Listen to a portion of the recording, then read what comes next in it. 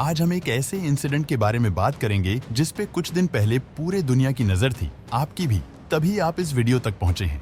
मैं बात कर रहा हूं टाइटन की। आज हम इस वीडियो में डिस्कस करेंगे कुछ 5 प्राइम सवाल जो सबके मन में उठते हैं। क्या थी ये टाइटन? इसे बनाया क्यों गया था? इस एक्सपेडिशन की डिटेल्स, क्या कारण रहा होगा इस हादसे के पीछे, और आखिर में इससे हमें क्या सीख मिलती है? तो शुरू करते हैं सबसे पहले सवाल से। क्या थी ये टाइटन? हम सब कह रहे हैं टाइटन सबमरीन, क्योंकि ये पानी के नीचे ट्रैवल करने बनाई गई थी। पर मैं आपको बता दूं, ये एक सबमर्सिबल थी, सबमरीन नहीं। अगर मैं बिल्कुल सरल भाषा में आपको बताऊं तो सबमरीन एक इंडिपेंडेंट व्हीकल होती है, जबकि सबमर्सिबल डिपेंडेंट। सबमर्सिबल एक पानी के नीचे का जहाज है जो किसी सरफेस के जहाज या प्लेटफॉर्म द्वारा ले जाने और सहारा देने पर डिपेंडेंट रहता है, जिसे हम कहते हैं मदरशिप। यह सबमर्सिबल को सबमरीन से अलग करता है, जो सेल्फ सपोर्टिंग है और इंडिपेंडेंट ऑपरेशन कर सकता है। टाइटन खुद को इसलिए खास बताता था क्योंकि ये एकलौता दुनिया का ऐसा सबमर्सिबल था जिसे टाइटानियम और कार्बन फाइबर से बनाया गया था। इसलिए ये बाकी सबमर्सिबल्स से लाइट वेटेड थी, क्योंकि ट्रेडिशनल सबमरीन्स और सबमर्सिबल्स बनाए जाते हैं स्टील और टाइटानियम से। साइज के टर्म्स में टाइटन को आप एक मिनीवैन के बराबर कंपेयर कर सकते हैं, जो पैसेंजर्स को लिमिटेड स्पेस प्रोवाइड करता था। इसके अंदरूनी इमेजेस से हमें मालूम पड़ता है कि इसमें फ्लैट फ्लोर था लोगों के बैठने के लिए, लेकिन लिमिटेड स्पेस के कारण खड़ा होना, हिलना डुलना रिस्ट्रिक्टेड था। सेफ्टी इंश्योर करने के लिए सबमर्सिबल को बाहर से बोल्ट्स की मदद से सील कर दिया जाता था, तो भले ही वह सरफेस पर आ जाएं, बिना बाहरी मदद के उनका निकलना नामुमकिन था। ये सबमर्सिबल किसी इमरजेंसी के आ जाने पर भी बिल्कुल डिजाइन किया गया था, उसे टैकल करने हेतु, जैसे ability to release sandbags, lead pipes and an inflatable balloon, जिससे वह सरफेस तक आ सके बिना अंदर फंसे हुए यात्रियों की मदद लिए। ओशन गेट कंपनी 2009 को बनाई गई थी। पिछले कुछ सालों में इसने अटलांटिक, प्रशांत और मैक्सिको की खाड़ी में अपने 3 सबमर्सिबल के साथ 200 से अधिक एक्सपेडिशंस किए हैं। कंपनी के अकॉर्डिंग टाइटन को ओशन में सबसे डीप जाने के लिए डिजाइन किया गया था, जो 13,000 फीट की गहराई तक पहुंचने के काबिल था। फाइलिंग के दौरान ओशन गेट ने मेंशन किया कि टाइटन ने ऑलरेडी 50 टेस्ट डाइव्स पूरे कर लिए थे। टाइटैनिक के रेक के डेप्थ जितने डेप्थ का टेस्ट डाइव।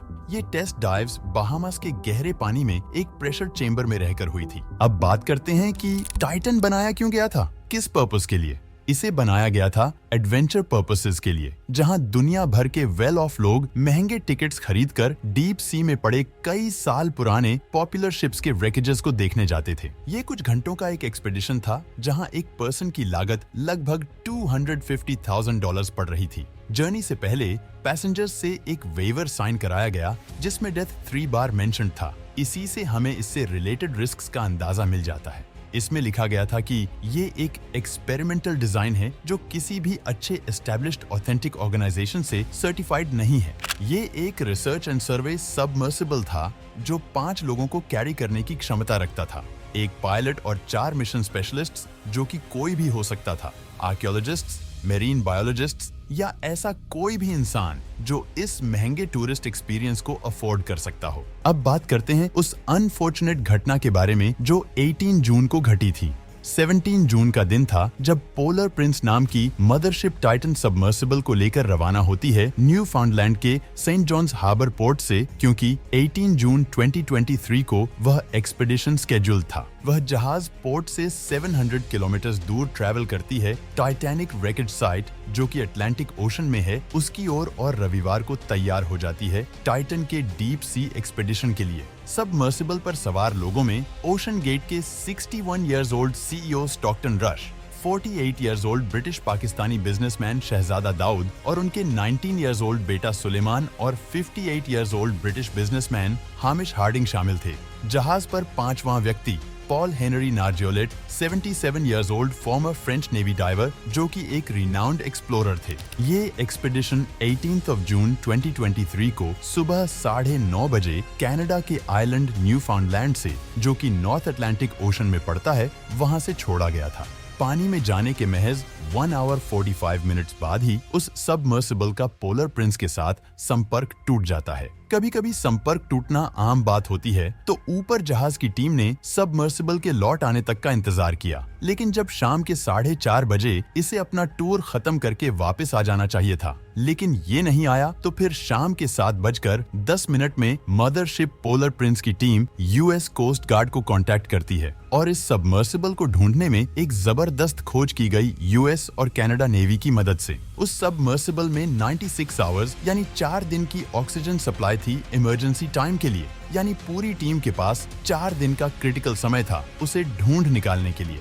कैनेडियन शिप की एक अनमैन्ड डीप सी रोबोट ने थर्सडे की सुबह को टाइटैनिक रेकेज से लगभग 500 मीटर्स की दूरी पर इस सबमर्सिबल के मलबे की खोज की। अब अगला सवाल ये आता है कि आखिर कहाँ चूक रह गई थी जो ये हादसा हो गया। ऐसा माना जाता है कि भारी पानी के दबाव के कारण टाइटन का हल यानी कि ये स्ट्रक्चर्ड आउटर बॉडी ढह गया। इस सबमर्सिबल को इस तरह के दबाव को झेलने के लिए बनाया गया था और एक्सपर्ट्स अब यह डिक्लेयर करने की कोशिश कर रहे हैं कि वास्तव में क्या गलत हुआ। डेब्री के एनालिसिस से इसे पता करने में मदद मिल सकती है। सबमर्सिबल इतना गहरा था कि उस पर पानी का दबाव आईफिल टावर के हजारों टन वजन के बराबर रही होगी। डेव कॉर्ली, एक former US nuclear submarine officer, बताते हैं कि जब एक सबमरीन या सबमर्सिबल इम्प्लोजन के कारण कोलैप्स होता है तो उसकी स्पीड लगभग 2500 किलोमीटर पर आवर होती है। पूरी तरह से चकनाचूर हो जाने में 1 मिलीसेकंड या यूं कहूं 1 सेकंड के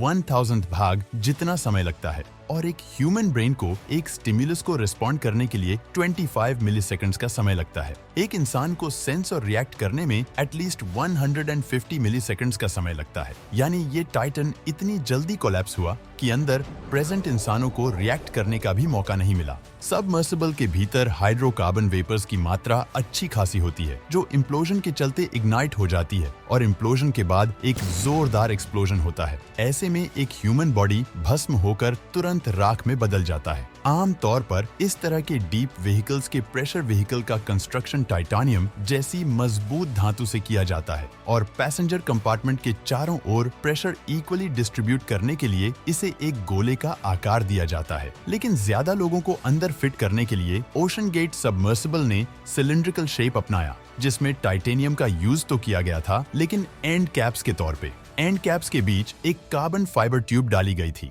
कार्बन फाइबर बहुत टफ होता है। वे इसका यूज एरोप्लेन्स के विंग्स और रेसिंग कार्स के मैन्युफैक्चरिंग में करते हैं। न्यूयॉर्क टाइम्स के रिपोर्ट्स की माने तो टाइटन की सेफ्टी का बिगुल 2018 में ही बज चुका था, जब David Lockridge, the director of marine operations at OceanGate expeditions, ने अपने एक रिपोर्ट में कड़े शब्दों में लिखा कि टाइटन वेसल की और ज्यादा टेस्टिंग होनी चाहिए। इसके तुरंत बाद 3 डजन से ज्यादा एक्सपर्ट्स ने इस सबमर्सिबल के सीईओ रश को एक लेटर में इस एक्सपेरिमेंटल अप्रोच के खिलाफ चेतावनी दी थी। उन्होंने ओशन गेट एक्सपीडिशन से एक लीडिंग सर्टिफाइड ऑर्गेनाइजेशन द्वारा ट्रेडिशनल असेसमेंट कराने की गुजारिश की और डेविड लॉकरिज के साथ चल रहे कोर्ट केस के डॉक्यूमेंट्स में पाया गया कि ये कंपनी असेसमेंट कराने के लिए इसलिए तैयार नहीं थी because it was unwilling to pay for the assessment. David Lockridge की माने तो टाइटन को टाइटैनिक तक पहुंचने के लिए 1300 मीटर तक ही सर्टिफाइड किया गया था, जो कि टाइटैनिक के डेप्थ का 1/3 था।